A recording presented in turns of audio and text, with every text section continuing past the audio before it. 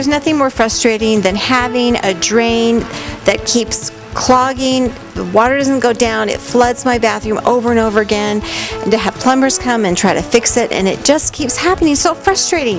If I call you, what are you going to do to make it different?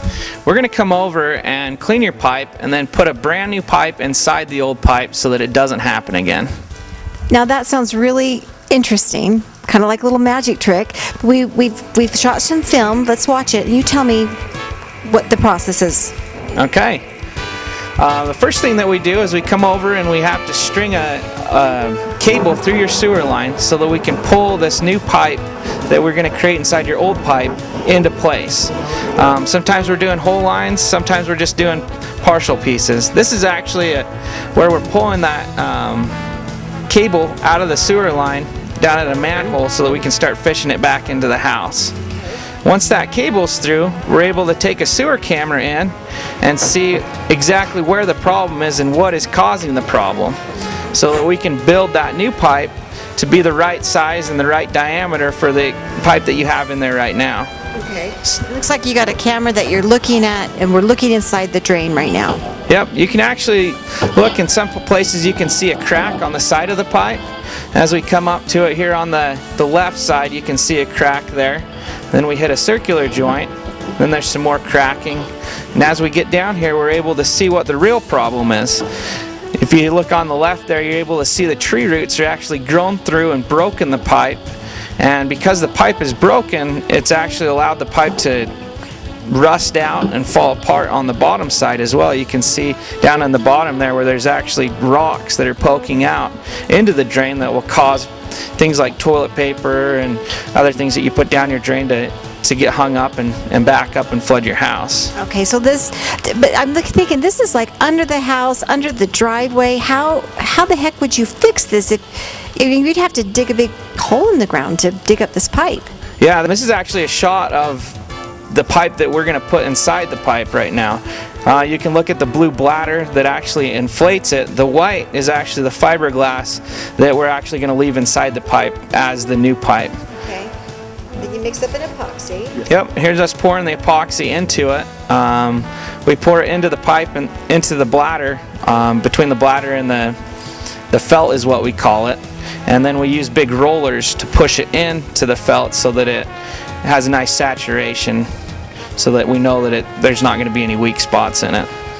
So you're making a new pipe to fix the one. Instead of digging it out, this is going to go inside of it and fix all those cracks and holes and such. Yep, we're able to do that just with what you see here. As you can see, it's starting to turn blue. We're poking holes in it to allow the air to move out of it, and then as it turns blue, then we know that it's got good saturation. This pipe, when it's finished, is actually just as hard as ABS or plastic or any other pipe that you'd bury alone. This will pass all the same strength tests. Okay, so how long is this product supposed to last? We offer a 10-year warranty on any full replacement. It has to pass a test that says it will last at least 30 years to be let out on the market. So this is something that once we go in and do, you're not going to have to worry about your sewer line ever again. Oh, it's good to know. Okay, so now you're still squeezing the epoxy through. Yep, we want to get all the last little bits of epoxy out of that bladder before we put it in, so that it has just the right amount to be strengthful and not too much. So once we get that all put together, then we actually fold it up and put tape around it so that it holds it into a smaller diameter, so it's easier to pull inside the pipe. Okay. And then you're gonna thread this back through the existing pipe, correct? Yep, with the cable that we fished through earlier.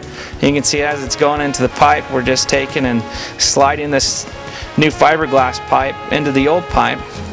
And once it's where we want it, we are able to check it with a camera and inflate it from there. Now, how much time do you have before this epoxy sets up? It depends on how hot it is outside and what types of epoxy we mix with it. We can make it set up as quick as we want or as slow as we want, depending on how fast the job needs to get done. So here's my wife. She's actually down at the manhole using the winch to pull this new pipe inside the old pipe. Okay. So. Okay, and what are we seeing? This is actually where the epoxy bladder needs to end. So right now we're filling it up with air, checking the air pressure, making sure it's inflating properly, that the end is showing good inflation pressures and things like that. How long does a project like this take? I mean, is this like several days, or is it a day or day and a half? Typically, like this project in particular, we're able to do this in one solid day. Right here is a picture of the pipe after we've lined it. So you can see this new blue fiberglass epoxy pipe inside the old one. As we're coming up here, you actually can't even tell where it was. Right now, that little bump and right to this little spot where we hop up is actually where that pipe was rotted out before. Now that the new pipe's in there, you almost can't even tell that it was broken and so dilapidated there. So this is a job well done. This is a success right here. Yeah, this particular job, we actually probably saved the lady somewhere between $10,000 and $20,000 because of where this pipe had rotted out at. So tell me, if you weren't able to do this kind of process or procedure that you do, and you're the only one in the valley that does this, is that not correct? Yes, it is correct. We're the only one in northern Utah that does this type of work. So, but if she went with somebody else, what would they have had to have done to fix that pipe? This particular pipe, they would have had to saw cut part of the driveway, tear down an addition over the driveway, saw cut the inside of the house, dig it up, try and replace it and get compaction back, and then try and restore everything after it's been taken apart. So this would have been what I would consider a devastating repair. Yeah, it's something that once you see your house get destroyed like that, it's hard to feel like you're getting something that's equal quality or better back. Now let's take a look at these pipes down here, because this is a good example of what you do. Let's pick up the first pipe that shows all the corrosion and the fact that you can see that nothing's going to get through there very easily. No, this particular pipe came out of a house in Idaho that a gentleman had bought this house from his parents, and he told us he could never remember this drain actually draining correctly. And you can actually see why that never actually worked. Sure.